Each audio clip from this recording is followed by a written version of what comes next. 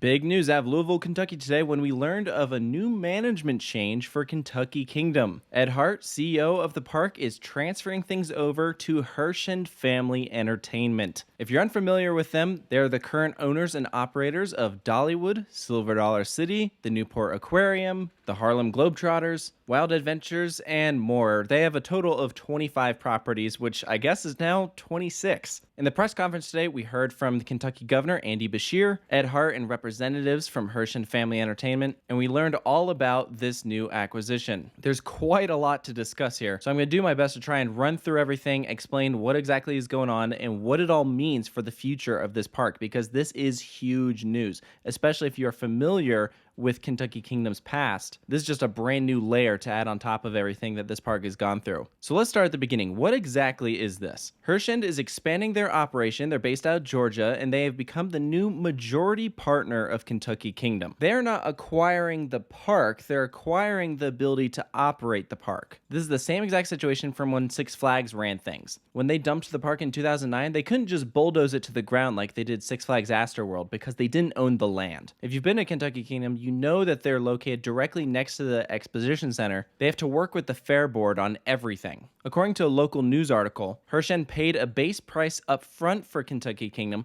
but the overall sale price is actually determined based on how well the park performs in the next 3 years. That was super interesting to me. They didn't share any numbers or anything, so we don't know exactly how much they paid. But it tells you that they're really going to try and do what they can to increase the park's profitability now that they're in charge of things. And we were given some information on what exactly their new plan is for this place. Their goal is to appeal to multi-generational families, host family-friendly seasonal and themed events and festivals, I'm going to talk about that in a second, enhance product and guest experience through rebranding and the addition of Herschend-owned programming such as costume character appearances, which is also interesting, expanding the season, that's pretty straightforward, and building relationships with state and local officials and partners to increase awareness and entice people to visit the park. Let's kind of break this down. The first part that I really want to emphasize is the seasonal and themed events and festivals. This is a Herschend classic. We see this all the time at Dollywood in Silver Dollar City with the Flower and Garden Festival, Smoky Mountain Christmas, Great Pumpkin Illuminates. They don't just do events during festive times of year, they do them all year long. This is something that Kentucky Kingdom has not really touched. I think bringing something like that to the park is an absolute win. This is a huge benefit to season pass holders because it gives them a specific reason to make multiple visits throughout the year because of some cool thing that'll be going on. So I think that's absolutely a positive change. The extended season part, I think, is going to be another big win here. Kentucky Kingdom has never had a Christmas event. Imagine seeing the park decked out in lights and some rides operating. Remember, at these Herschend parks, they keep all of the rides and roller coasters operating, weather permitting. They aren't like Six Flags or Cedar Fair where it's just a couple of the rides here and there. And with so many parks stepping up their game to do these different winter events, I think this could be hugely successful with Kentucky Kingdom. The Halloween aspect, I think, is going to be the most interesting part, though, because this is going to be one of the fundamental differences between how things were run at Kentucky Kingdom versus how Herschend runs things. Kentucky Kingdom brought back Hallow-Scream, their haunt event, for 1 year in 2019, and then COVID hits the following year. They had a shortened operating season in 2020, so they didn't do Hallow-Scream again. And now that Herschend is here, will they bring back Hallow-Scream for another year? I don't think they will. That's just me speaking. I don't know. I'd love to be proven wrong. But Herschend doesn't typically do haunt events.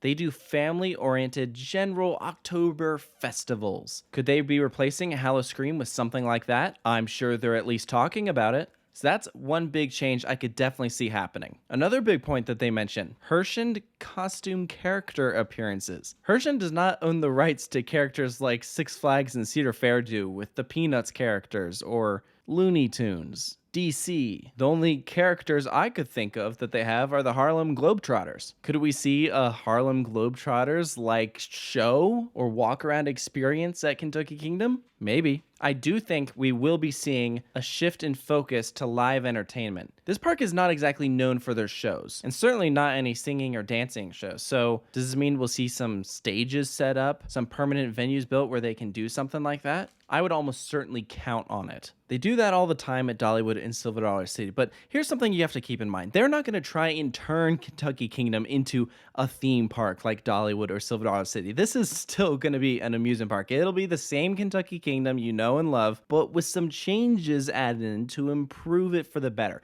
Everything that they have mentioned here, I would consider a positive change. That being said, don't go in expecting a ton of changes for 2021. It's the end of February when this announcement is being made. The park opens in the spring. That's just not a lot of time for things to really get set in motion. The only real possible exception to that is an extension to the operating season. So maybe we'll see Howl-O-Scream or some sort of fall event brought in at the end of this year. But I think the first thing they're really going to focus on is just general infrastructure. What can they do to freshen things up? Not any huge drastic changes, like maybe improved landscaping, new food options, restaurant improvements, bathroom upgrades, certain pathways redone, you name it. I think they're going to look at that first, do some of the things we talked about earlier, and then maybe in 22 or 23, we'll really start to see some rides going in that are a bit more in the style of what Herschend likes to do. I am very much intrigued to see what approach they take to adding new attractions. At least roller coaster wise, they've worked with a lot of different manufacturers, so there's definitely options. The first one that came to my mind was Gerstlauer. I could totally see them going that route for something. Just because Herschend is family focused doesn't mean that they won't build thrill rides, but because this is not their signature park, don't go in expecting them to build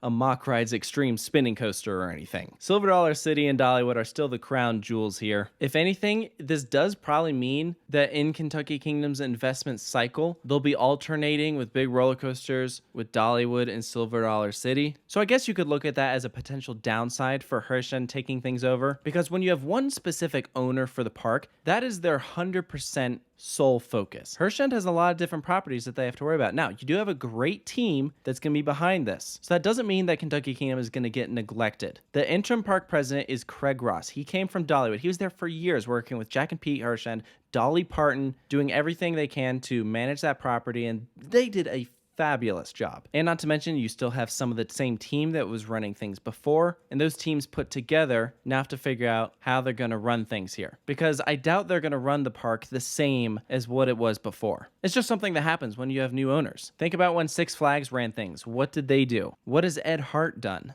I know Ed Hart was a big fan of adding roller coasters. He said that was the big reason why people go to amusement parks. It's the coasters, stupid. So I'm definitely interested in seeing how that changes now with a new operator. Now, there are a couple things that Kentucky Kingdom has done that is fairly unique to their park that I know I've gotten some people asking, is this going to change now that Herschend is here? A lot of people know that Herschend parks are dry parks. They don't serve alcohol. Kentucky Kingdom does. Is that going to change? Kentucky Kingdom offers unlimited soft drinks with the wristbands. That's not something we see at Herschend parks. In their water park, the Big Kahuna is this crazy wave pool that is known to knock people off their feet. It's insane. Is that something that Herschend would really continue? And what about ticket prices? A lot of Herschend parks are typically more expensive. Could we see the prices hike up to visit Kentucky Kingdom? Unfortunately, these are all things I don't have the answers to, but I'm definitely interested in seeing what happens here. Another point I want to bring up. If Herschend is taking over Kentucky Kingdom, does this mean that they could be taking over other parks as well? To that,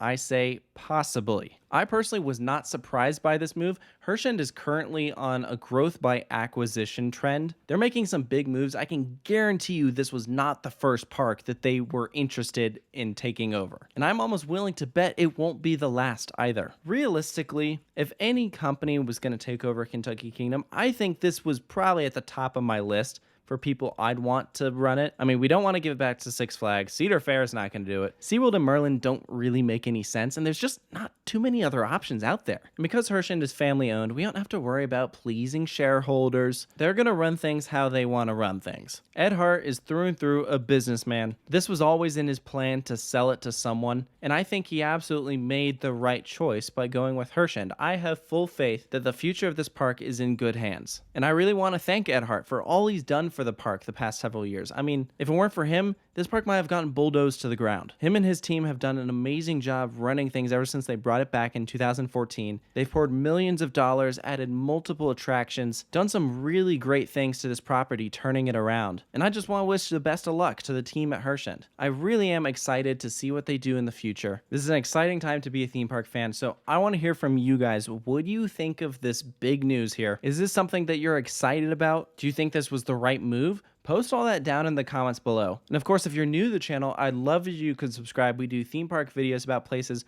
all across the world. We have tons of videos about Kentucky Kingdom specifically on this channel, including an entire documentary about the history of Kentucky Kingdom called Save My Park. If you're unfamiliar with some of the things that I talked about in this video and want to learn more, that's a great resource for learning all about what has gone through the past several decades with this park, because it certainly is a fascinating history. So thank you so much for joining me, and I'll see you next time.